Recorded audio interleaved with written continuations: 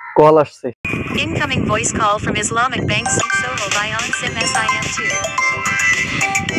যে কল দিছে তার নাম ধরে ডাকতেছে। আপনাকে যে কল দিবে তার নাম ধরে ডাকবে আপনার ফোন। তো দেখা যায় যে আমরা অনেক সময় ড্রাইভিং করি বা অনেক সময় নানান কাজে ব্যস্ত থাকি বা অফিসের কাজে ব্যস্ত থাকি।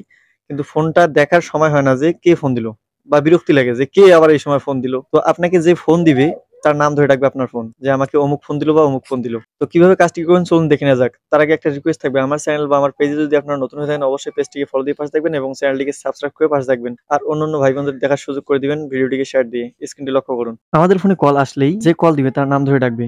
তো কিভাবে এই সেটিংসটি করবেন? এই সেটিংসটি করার জন্য আমরা আমাদের ফোনে যে ডায়াল প্যাড আছে আমরা সেই ডায়াল প্যাডে চলে যাব। আমি এই ফোনের ডায়াল প্যাডের এই অপশনটিতে ক্লিক করলাম। ডায়াল প্যাডে আসার পর উপরে আপনারা ভালোভাবে লক্ষ্য করবেন 3 ডট লাইন আছে, 3 ডট লাইন মেনু। এই 3 ডট মেনুতে ক্লিক করে দিবেন। তো আমি 3 ডট লাইনে ক্লিক করলাম।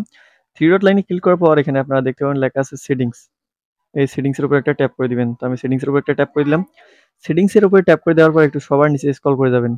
তো আমি স্ক্রল করতেছি। সবার নিচে স্ক্রল করার পর এখানে দেখতে পাবেন লেখা আছে caller ID announcement. Caller ID announcement এটাতে একটা ট্যাপ করে দিবেন। তো আমি এটাকে ট্যাপ করে দিলাম। ট্যাপ করে দেওয়ার পর এখানে উপরে দেখতে পাবেন লেখা আছে অ্যানাউন্স কলার আইডি। তো এইটার উপর একটা ট্যাপ করে দিবেন। তো আমি এটার উপর একটা ট্যাপ করে দিলাম।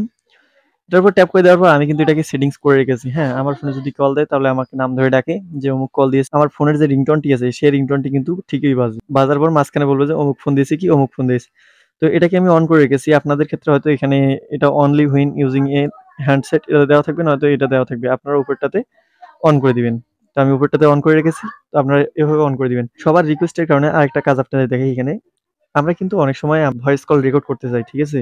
ভয়েস কল রেকর্ড করতে চাই কিন্তু কিছু মোবাইল আছে যে ভয়েস কল রেকর্ডের অপশনটা শো করে না। তো ভয়েস কল রেকর্ড করার জন্য এখানে দেখতে পাবেন লেখা আছে কল রেকর্ডিং। এই কল রেকর্ডিং এর উপর একটা ট্যাপ করে দিবেন। তো আমি কল রেকর্ডিং এর উপর একটা ট্যাপ করে দিলাম। কল রেকর্ডিং এর উপর একটা ট্যাপ করে দেওয়ার পর এখানে দেখতে পাবেন লেখা আছে অটোমেটিক্যালি রেকর্ড। যে আননোন নাম্বার থেকে কল আসবে, আননোন নাম্বার থেকে কল আসলে অটোমেটিক রেকর্ড হয়ে যাবে যে নাম্বারগুলো সেভ করা নাই। তো এটাকে অন করে দিবেন। অন করে দেওয়ার পর এখানে অ্যালোএস রেকর্ড এটাতে ট্যাপ করে দিবেন। তো দেখতে পাচ্ছেন রেকর্ড শুরু হয়ে গেল। এখানে এখন আমাকে যে আননোন নাম্বার থেকে ফোন করবে সেই নাম্বারগুলো এখানে রেকর্ড হয়ে যাবে।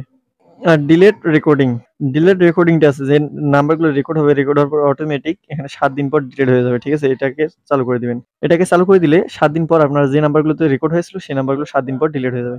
এই ছিল আজকের ভিডিও। ভিডিওটি যদি আপনাদের ভালো লেগে থাকে অবশ্যই চ্যানেলটিকে সাবস্ক্রাইব করবেন এবং পেজটিকে ফলো দিয়ে পাশে থাকবেন। আর আমাদেরকে উৎসাহিত করবেন। আর অন্যান্য ভাই বোনদের দেখার সুযোগ করে দিন ভিডিওটিকে শেয়ার দিয়ে।